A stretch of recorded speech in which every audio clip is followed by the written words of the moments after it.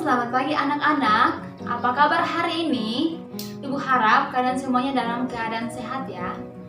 Nah, anak-anak, hari ini Ibu akan membahas kembali materi kita IPS dari tema 1 dan tema 2. Nah, yang pertama di sini Ibu akan membahas tentang hubungan antara letak geografis dengan keanekaragaman budaya yang dimiliki Indonesia.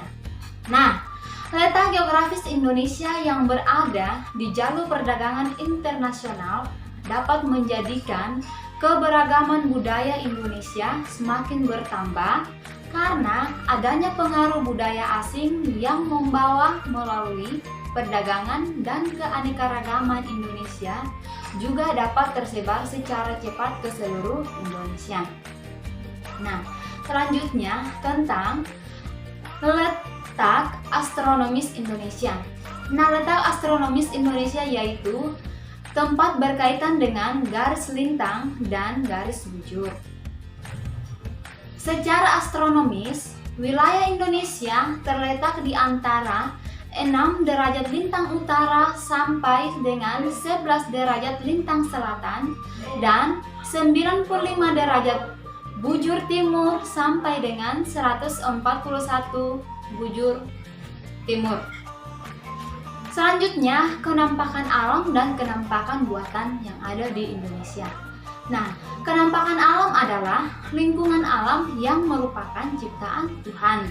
Contohnya, ada sungai, laut, gunung, dan lain-lain. Sedangkan kenampakan buatan adalah kenampakan yang merupakan buatan manusia. Contohnya ada waduk, taman kota, bandara, dan lain-lain. Materi selanjutnya tentang keragaman flora di Indonesia dapat dibedakan menjadi yang pertama, flora Sumatera Kalimantan. Nah, sebagian besar wilayah Sumatera Kalimantan merupakan iklim hujan tropis. Nah, jenis flora khas daerah ini adalah meranti, anggrek, berbagai jenis lumut, rafflesia, dan hutan mangrove. Selanjutnya, flora Jawa Bali. Nah, kondisi iklim kawasan Pulau Jawa sangat bervariasi dengan tingkat curah dan hujan kelembapan udara semakin berkurang ke arah timur. Nah, jenis flora khas pada daerah ini adalah pohon jati, hutan, dan pegunungan tinggi. Selanjutnya, flora Kepulauan Walaca. Daerah ini termasuk daerah yang berada di bagian tengah Indonesia. Yang termasuk daerah ini adalah Sulawesi, NTT, dan Kepulauan Maluku. Jenis flora di daerah ini adalah sabana tropis di NTT, pegunungan di Sulawesi, jenis rempah-rempah di Maluku. Selanjutnya, flora Papua. Kondisi iklim sebagian besar merupakan hujan tropis. Nah, flora khas daerah ini adalah pegunungan tinggi dan daerah pantai dan hutan bakau. Materi selanjutnya, bangsa Indonesia disebut sebagai negara agraris karena sebagian besar penduduknya bekerja sebagai petani.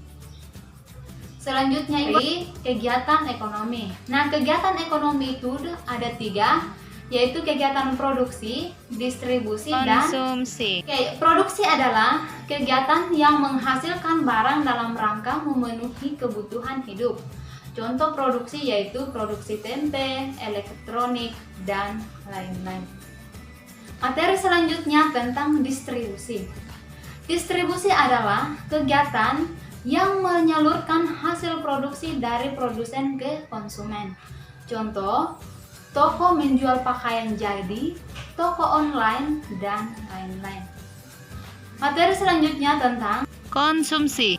Konsumsi adalah kegiatan yang menghabiskan barang atau mengurangi nilai guna barang dan jasa untuk memenuhi kebutuhan hidup. Contohnya adalah membeli barang kebutuhan sehari-hari, membeli kendaraan untuk transportasi, dan lain-lain. Selanjutnya, Ibu akan membahas tentang usaha yang dikelola sendiri dan dikelola secara kelompok.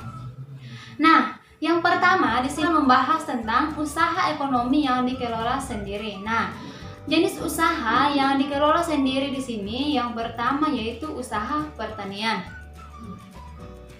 Yang kedua, usaha perdagangan.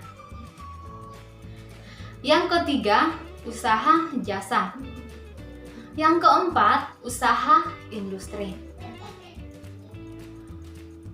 Materi selanjutnya tentang jenis usaha yang dikelola secara berkelompok.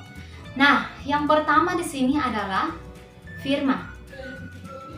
Firma adalah perusahaan yang didirikan oleh sedikitnya 2 orang.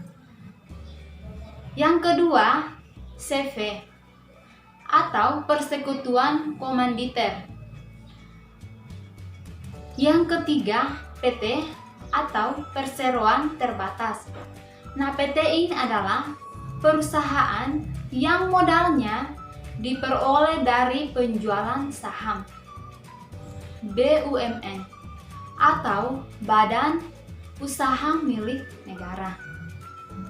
BUMN adalah perusahaan yang seluruh modalnya dimiliki oleh negara.